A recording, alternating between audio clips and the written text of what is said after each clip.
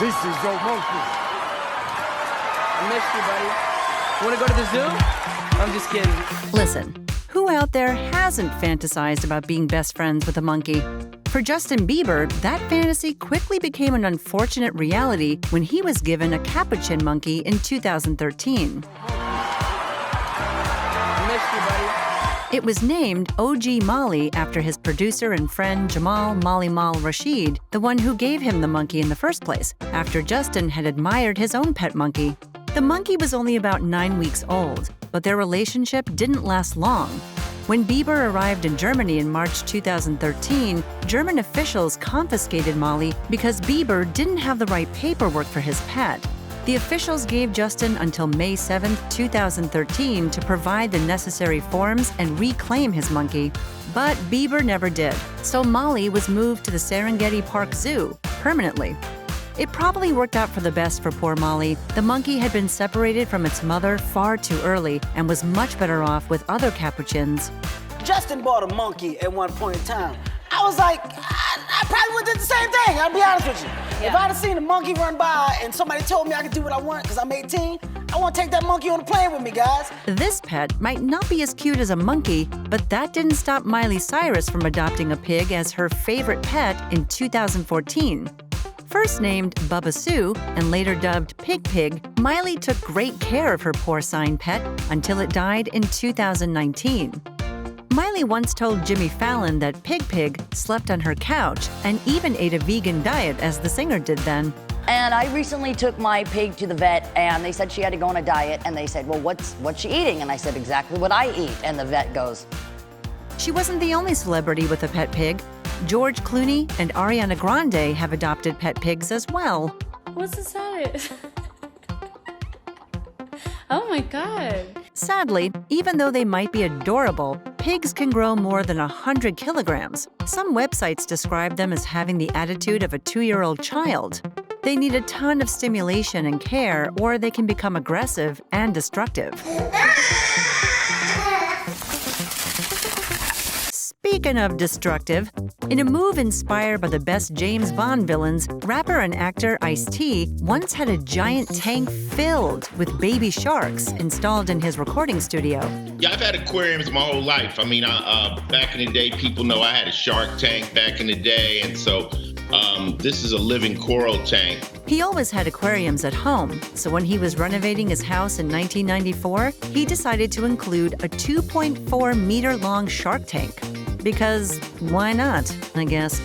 He's not alone either. Kevin Federline and Nicolas Cage also have owned sharks. They were trendy pets for a while among the rich and famous because sharks symbolize power and wealth. But they don't make great pets. Shocker. Sharks require such specific water conditions that it's easy to kill them by accident. They'll also eat any other fish you put in the tank. Most experts agree that owning a shark is generally a very bad idea. I have to say I agree with that. Keeping other animals is a bad idea too. Martha Stewart loves her birds, especially her 21 glorious peacocks. Well, technically, they're her peafowl, as she has both male and female birds living on her property. She feeds them cornmeal, soybeans, and wheat with spinach, cabbage, and squash mixed in. Despite their beauty, peafowl are not the easiest birds to keep as pets. They need a huge amount of free space to roam around in, more than most of us have in our backyards.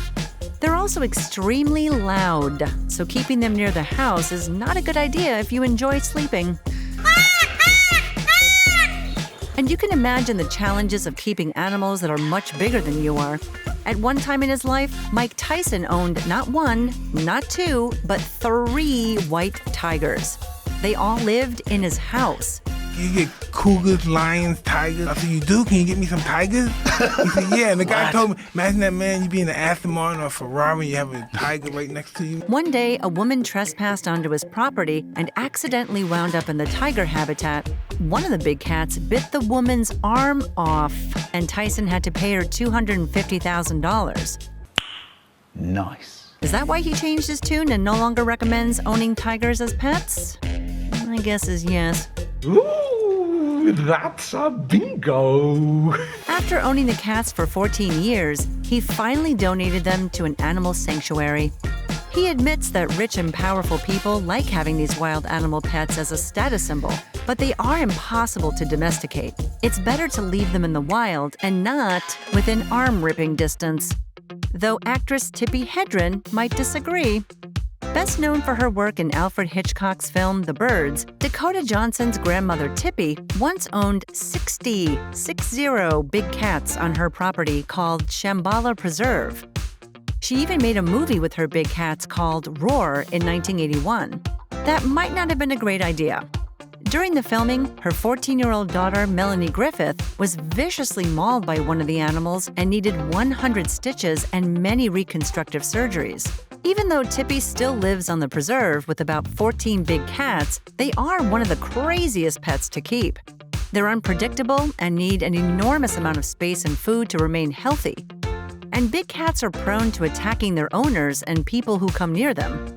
If you think these are strange animals to keep as pets, people have owned even crazier pets, like crocodiles. Check out our video on exotic animals kept as pets. Even if these animals look fascinating from afar, the consequences of keeping them at your home can be disastrous. And that's what makes them crazy creatures.